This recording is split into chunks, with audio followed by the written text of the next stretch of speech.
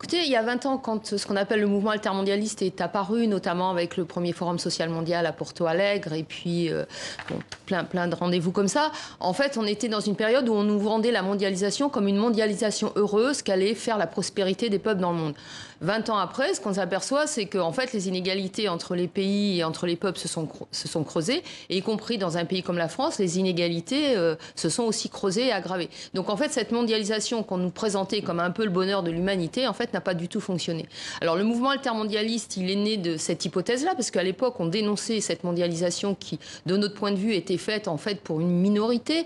Et en fait, malheureusement, on avait raison. Alors 20 ans après, le mouvement, d'une certaine façon, on pourrait dire qu'il s'essouffle, parce qu'il n'y a plus ces grands rendez-vous. Oui, ces grands forums. Voilà, même s'il y a eu un forum social mondial à Salvador de Bahia cette année, qui a été un succès, en tous les cas avec une grosse présence altermondialiste, hein, avec différents mouvements, etc.